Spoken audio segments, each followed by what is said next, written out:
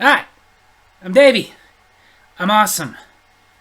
And welcome to Davy's Awesome Movies, where I review the styles of movies I love, the alternative, B-rated, cult-style flicks. This week, it's the 5th installment of this cult series. This one came out in 1989, and it was directed by Stephen Hopkins, and written by Leslie Bonham, John Skipp, and Craig Spector. Produced by Robert Shea and Rupert Harvey. Made by New Line Cinema, Heron Communications Inc., and Smart Egg Pictures. And of course distributed by New Line Cinema.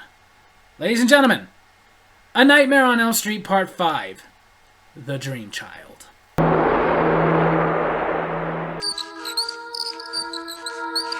The movie opens with the lead of this movie and the lead of the last movie, Alice, played by Lisa Wilcox. She's taking a shower. And she should call a plumber. The water pressure starts getting worse. Not to mention the drain starts backing up, and the shower starts to flood. And she's stuck in there. This same thing happened to Martin Harvey and his wife. Eventually, though, Alice is able to break free. I can't show that, though, because it is very brief, but yes, there's a tiny bit of nudity. Before you get too excited, though, it was a body double. Lisa Wilcox did not get nude. Suck it! Suddenly, Alice is a nun in a mental prison, where Robert Englund is there just hanging around. She then looks up and sees that the guards are leaving. Let's go! No! They would not leave.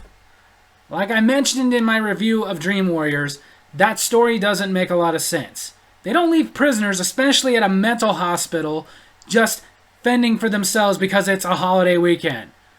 You get a job as some kind of a prison guard, whether it's a mental hospital or just a regular prison. It's one of those things that gets understood when you take the job. You may not get to go to a barbecue that weekend. You gotta work. Hey,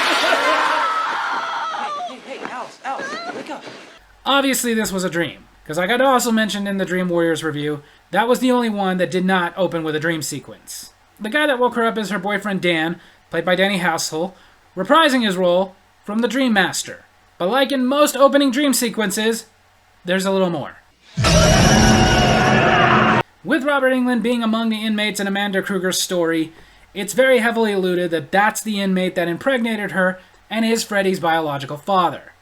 So the moral of this is, men, if you don't take an active role in your sons' lives, they will grow up to be child murderers who then get lynched and come back and kill people in their dreams.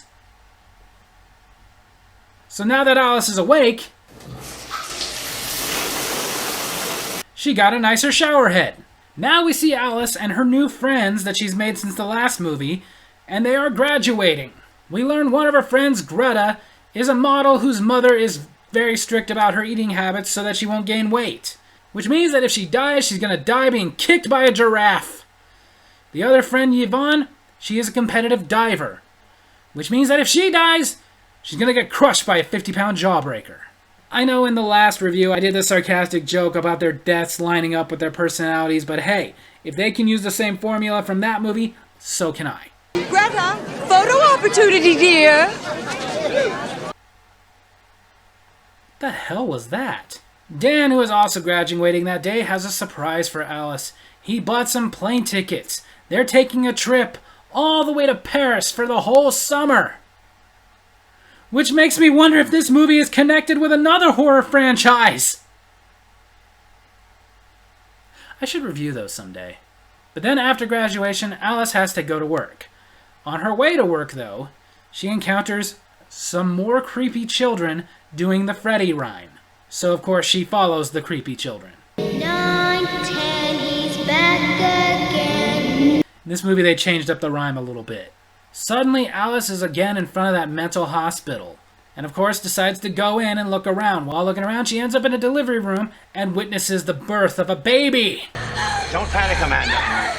We have a breach back here. Basically, in Dream Warriors, they told the story of Amanda Kruger and how Freddy came to be, and in this one, they're delving more into that and actually showing us the details of how Freddy came to be. Well, sort of. Because I doubt that Freddy came out as like a little demon baby crawling around. He probably just came out looking like a normal baby, and everybody thought he was a normal baby until he was about 4 or 5, and then his mother Amanda started wondering, where do all my hamsters keep disappearing to? The demon baby crawls into the church, from the last movie, The Dream Master, where Alice and Freddy had their final showdown. That's what I said every time they announced another Twilight sequel. It's a boy! So her seeing him be born and him crawling into a church is how he was able to come back this time? You know what? That makes more sense than a dog named Jason peeing fire onto his grave, so whatever. You can't come back! Yeah, he can. If you haven't been paying attention, he's done it 3 other times. And he will do it 3 more times. Your birth was a curse on the whole of humanity. Luke Wilson? I will not allow it to happen again. Oh, thank you. I've lived in constant dread that we're gonna get a home fries too. We'll see, bitch. No, we won't. That movie was a plague on Jake Busey's career! Amanda tells Alice that she needs to find Amanda and release her. Freddy says she will never find Amanda. But just then, Alice awakes in the diner she works at, the Crave Inn. It was terrible. I agree. Home Fries was terrible. That's why you need to stop Freddy from making a sequel. But Anne doesn't care. She's angry. I thought you were dead. You're 4 hours late. Because she had to work overtime, and the tips sucked. We then go to Dan and Alice's friends who are having a pool party.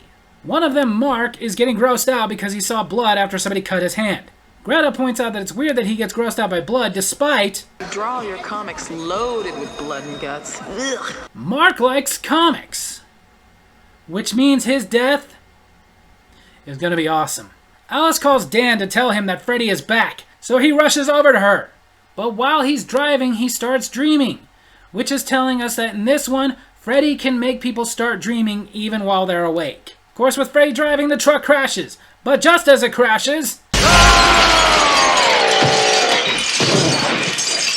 he's back at the pool. So he rushes outside and he's locked out of his truck.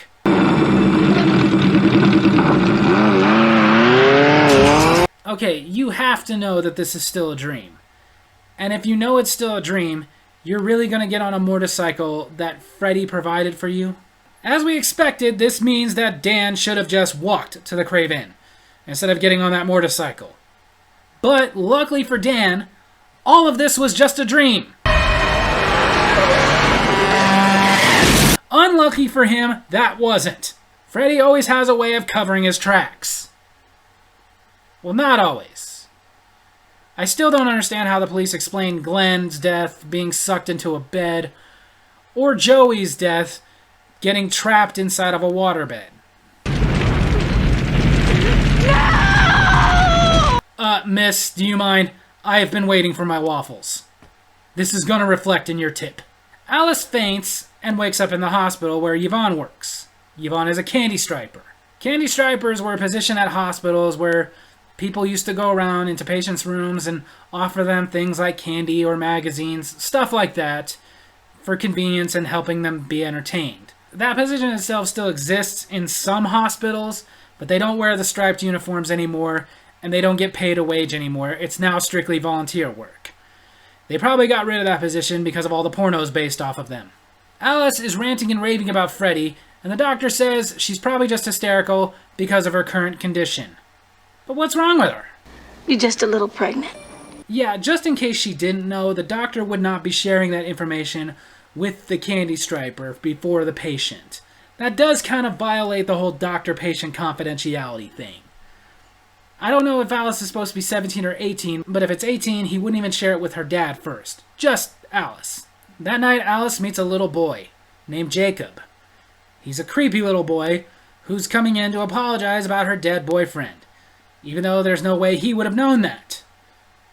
Which makes us all pretty sure we know who he's supposed to be. The next day, Alice asks her friend Yvonne about the little boy Jacob, who had wandered over from the children's ward. We don't have a children's ward. A big hospital with no kind of children's ward? Really? I mean, I know it's possible, but very unlikely. Alice has to talk with her friends about Freddy, and of course, like every movie, they do not believe her. But they are there for her. If anybody's trying to hurt you, supernatural or not, you're gonna have to go through us first. Yeah, that's kind of the plan, Greta. That night, Greta's mother is hosting a party for a bunch of important people to Greta's modeling career. But Greta doesn't want to be here and is upset about her friend dying, so she's refusing to eat anything. Bon appetit, bitch! Ah, that's how he's going to kill her. He's going to make her overeat. Then he's going to go kill 6 other people according to the other 7 deadly sins. Sorry, wrong movie. The movie is awesome, though. I should review that someday, too. But while Freddy is doing this to Greta, what does everybody else at the party see? So, like, you're all just going to stare? You're not going to assume that she's choking and needs help? Maybe try to go do a Heimlich maneuver or something? Okay, I know because of the way I cut it, it looks like that was all very quick, but that scene actually dragged on for like 2-3 minutes. They all just sat there and watched her choke to death, including her mother. Alice goes to tell Mark more about Freddy, because he's actually willing to listen, unlike Yvonne. So Alice goes to make some coffee for the both of them. When she gets back, Mark is living out every comic book fan's dream. He's in the comic book! Alice dreams herself into the house, but she is unable to go get to Mark. Instead, she encounters Jacob. And Jacob has something to say to her. You don't even care about being a mom. How come you don't think about me? It's at this point they confirm what the audience had already figured out.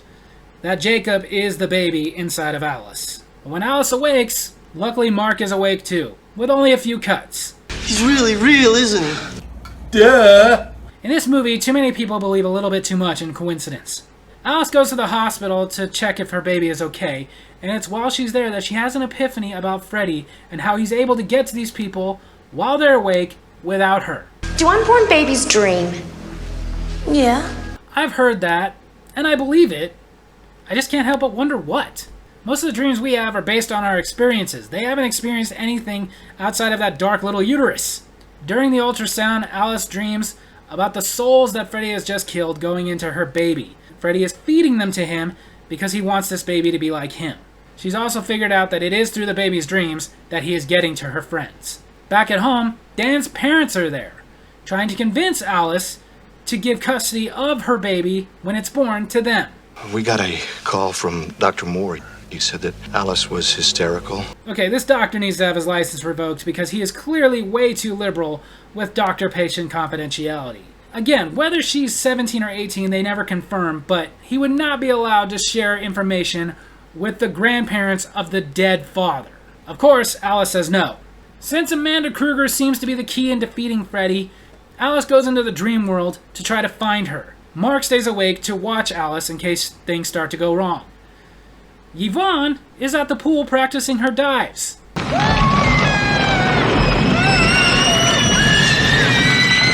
I think Yvonne is finally coming around. As Yvonne is freaking out from all the craziness in this dream, in the dream world she meets Alice, who saves Yvonne from Freddy. Lets her know that for the moment, it's alright. Hey, are you alright? Well, Yvonne, just think of it this way. Beats summer school. We don't care if you get it. But now Mark is being pulled into the comic book. This time, he's being pulled in from an awakened state. But, this time, Mark has a plan. Time to die. He's gonna use Dream Warrior power and become his favorite comic book character to fight off Freddy. But unfortunately... Told ya! Comic books was bad for ya! It works for him about as well as it did for the other Dream Warriors. Mark, no! Is that how you're gonna react to everybody's death? Like, I'm just saying, for once I'd like them to be a little bit different than that. Instead of just seeing their friend and going, oh, no! Can once somebody be like, John! I saw this coming! Yvonne shows up and Alice tells her what happened to Mark. I need you to be strong now. And I need a Snickers! So now both Yvonne and Alice go into the dream world. But they split. Yvonne is going to go try to find Amanda, whereas Alice is going to distract Freddy. While Yvonne looks... Now Freddy's in the room he was made! Yeah. Now, Freddy, they're gonna rape you! But instead, she ends up in a topsy-turvy room with Freddy and Jacob. When she finally gets Jacob away from Freddy, Jacob tells her that Freddy is inside of her, which is how he found out about Jacob in the first place. So Alice does something about it.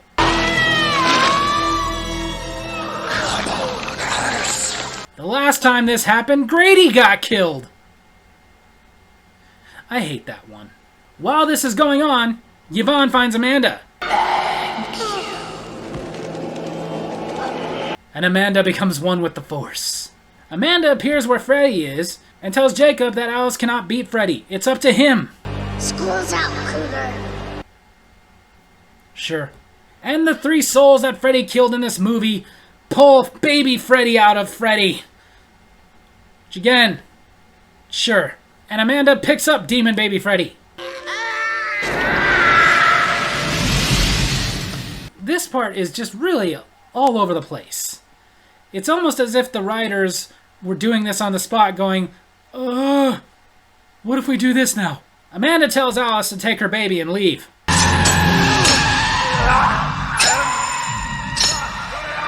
So in this one, Freddy doesn't die, he just gets trapped. Which, hey, at least in the next one, we don't have to get some ridiculous way he returned, right? Right? So now Alice gets to raise her baby alongside of her father and her best friend. Sweet dreams, Jacob Daniel. But of course, when this movie was made, it was supposed to be the last in the series. But just in case, they left the door open.